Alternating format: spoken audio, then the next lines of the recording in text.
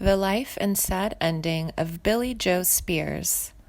In recent years, Texas has emerged as a kind of breeding ground for country artists, with many of the top names in Nashville proudly extolling in virtues of their Texas upbringing. But in the majority of cases, it is the male stars who are stealing the limelight, and we tend to overlook the many talented ladies who can also claim Texas as a starting point in their climb to international stardom. Billie Joe Spears is such a lady. Billie Joe Spears was born Billie Joe Moore on January 14, 1937, in Beaumont, Texas, to Moriarty, a homemaker who worked as a shipyard welder during World War II, and Carl Wilson Moore, a truck driver. Some 30-odd years ago, she grew up surrounded by country music and had cut her first record, a typically cute teenage sentiment song, Too Old for Toys, Too Young for Boys, back in 1953 for the Abbott label. It sold quite well down in Texas and led to a few personal appearances, including the famous Louisiana Hayride, but Billie Joe's education had to come first, and so for the next few years, a professional singing career had to wait. Following graduation, she swung into action again. I met a gentleman in Texas who had a small studio, and he was the late Jack Rhodes. My sister introduced me to him, and our relationship grew from that. He persuaded me to go to Nashville, so I did some demos and eventually signed up with United Artists. We had a country hit with Easy to Be Evil. That is how Billie Joe describes her entry into country music. It sounded quite easy, but it wasn't that simple. Jack and Billie Joe spent months writing songs together before they journeyed to Nashville, and even armed with some quite impressive demo tapes, it was considerable time before a recording contract was forthcoming. It was in 1964 when Billie Joe Spears initially signed with United Artists, and during the next few years a handful of singles were released, including Easy to Be Evil, which nibbled at the country charts in 1966, Too Busy to Cry, and Conscious Keep an Eye on Me. It was before the sudden influx of female singers to Nashville.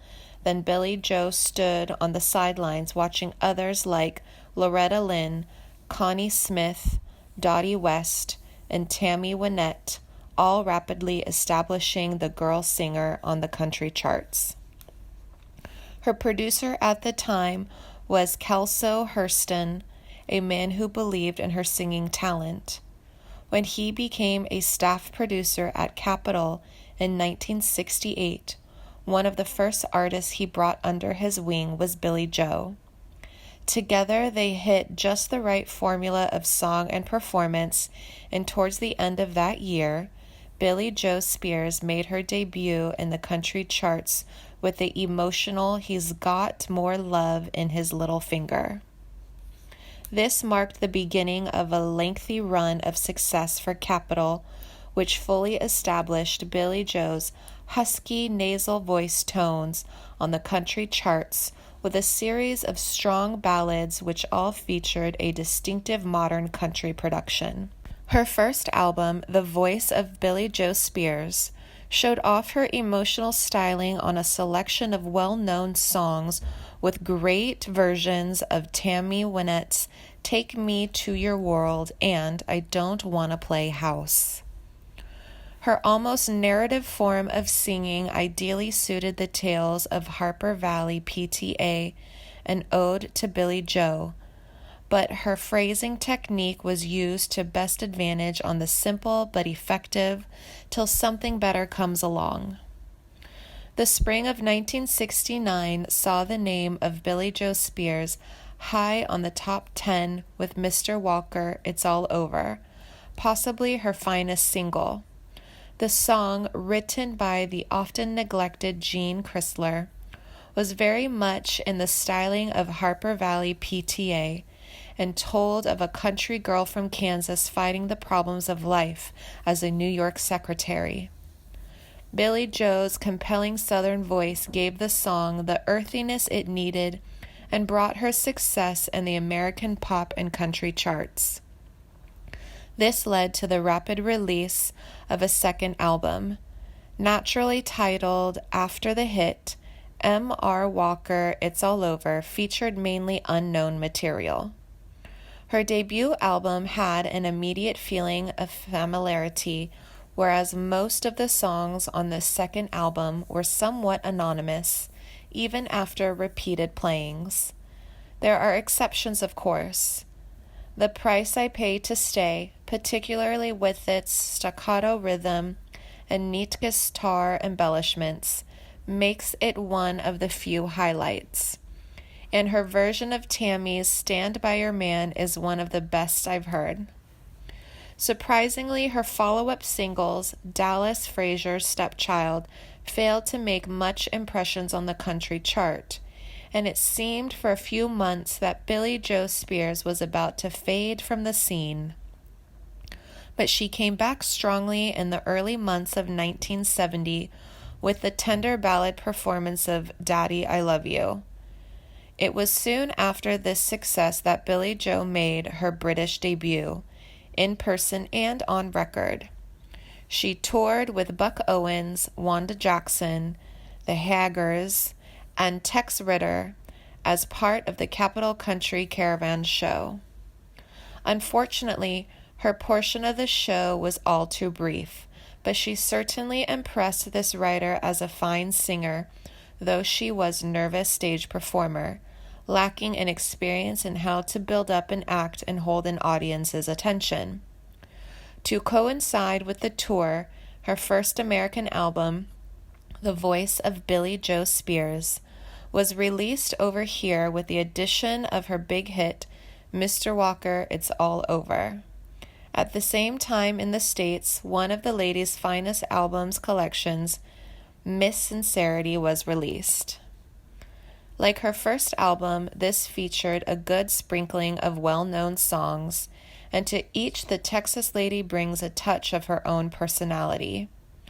Alongside country favorites, Today I Started Loving You Again, and I'll Share My World with You, is Before Your Time, a beautiful Jerry Chestnut song superbly sung by one of the most underrated voices in country music.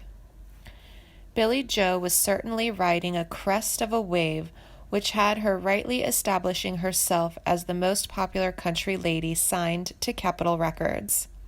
Her final chart entry for 1970 was with Marty Gray, a tale of teenage love that was to climb high on the charts. It marked the beginning of a new association, this time with producer George Ritchie, who was to slowly take the lady from the straight country sounds that had so far marked her recordings. Her fourth album for Capitol, With Love, was a collection of love tunes ranging from Johnny Bond's Your Old Love Letters to Cole Porter's True Love. But her single, Marty Gray, was to be her last major hit for Capitol. In the early months of 1971, she released I Stayed Long Enough.